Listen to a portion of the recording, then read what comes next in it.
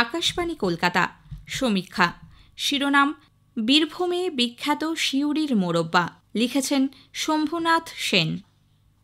বাঙালির রসনা তৃপ্তিতে অন্যতম উপাদান মিষ্টি। পেটে তিল ধারণের জায়গা না থাকলেও ভোজ ভাতের পর শেষ পাতে মিষ্টি না হলে চলেই না।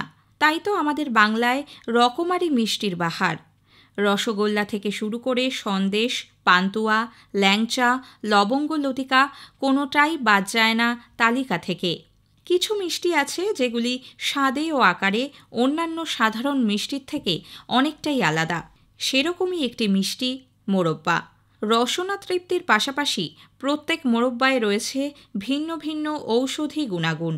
কলকাতার রসগোল্লা বা শক্তিগড়ের ল্যাংচা, বর্ধমানের সীতাভোগ কিংবা কৃষ্ণনগরের সরভাজার মতো দীর্ঘ কয়েক দশক ধরে জুড়ে গিয়েছে বীরভূমের সিউড়ির মোরব্বার নাম।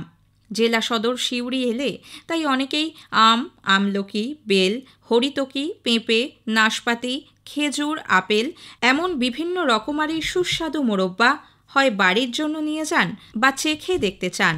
আসলে সিউড়ির মোরব্বার স্বাদই আলাদা, অতুলনীয় গুণগত মান। বহুদিন ধরেই মানুষ সিউড়িকে চিনেছে মোরব্বার দৌলতে। সিউড়ির বিখ্যাত মোরব্বার টানে শহরে এসেছেন মন্ত্রী থেকে আমলা, চিত্রাভিনেতা, জাদুকর এমন অনেক বড় বড় নামজাদা মানুষ। একসময় মহানায়ক উত্তম কুমারের জন্য মোরব্বা গেছে এই সিউড়ি থেকে। আজও বহু মিষ্টিপ্রেমী মানুষ বীরভূমে আসেন মোরব্বার খোঁজে। বর্তমানে ফল ছাড়াও পটল, চালকুমড়ো, করলা, কামরাঙা, গাজর, লঙ্কা, শতমূলি এমন বিভিন্ন সবজি দিয়েও বানানো হয় মোরব্বা। সাধারণত কাঁচা ফলগুলিকে খোসা ছাড়িয়ে প্রথমে আধসেদ্ধ করে নেওয়া হয়। পরে বিজ্ঞানসম্মত পাচন পদ্ধতিতে গাঢ় চিনির রসে আগুনে ফোটানো হয় দীর্ঘদিন। এই সিউড়ির মোরব্বার ইতিহাস বহু পুরনো। লোকমুখে শোনা যায় এই মোরব্বা প্রথম তৈরি হয় বীরভূমের রাজনগরে। রাজনগরের তৎকালীন নবাব বদিউজ্জামান 1718 খ্রিস্টাব্দে উত্তর ভারত ভ্রমণে গিয়ে মোরব্বা খেয়ে অভিভূত হন। পরবর্তীতে বেনারস থেকে নিয়ে আসা হয় মোরব্বা তৈরির কারিগর। রাজনগরের উত্তরে কুশকর্ণিকা নদীর তীরে গাংমুড়ি গ্রামের মোদক পরিবার সেই কারিগরদের কাছ থেকেই শেখেন মোরব্বা তৈরির প্রণালী। নবাবী রাজাদের আত্মতৃপ্তির জন্যই শুরু করেন প্রথম মোরব্বা ব্যবসা। বর্গী আক্রমণের সময় এই পরিবারের লোকজন গ্রাম ছেড়ে আশ্রয় নেন জেলা সদর সিউড়িতে। এই মোরব্বার উৎপত্তি নিয়ে রয়েছে আরও নানা কাহিনী। আসলে এই মিষ্টি তৈরি বাংলায় না বিদেশে তা নিয়েও আছে অনেক গল্প। তবে মোরব্বা শব্দটি এসেছে আরবি শব্দ মুরাব্বা থেকে, যার অর্থ মিষ্টিজাত সংরক্ষিত ফল। মোরব্বা এখন ভারতের অনেক জায়গাতেই পাওয়া যায়, কিন্তু বীরভূমের সিউড়ির মোরব্বা গুণমানে সুখ্যাতি ছড়িয়েছে দীর্ঘদিন। কারো মতে এই মিষ্টির উৎপত্তি পর্তুগিজদের হাত ধরে। জানা যায় প্রাচীন ভারতে ছানা খাওয়া অপবিত্র মনে করা হতো, তাই ছানাবিহীন মিষ্টি তৈরি করতে গিয়েই মোরব্বার উৎপত্তি।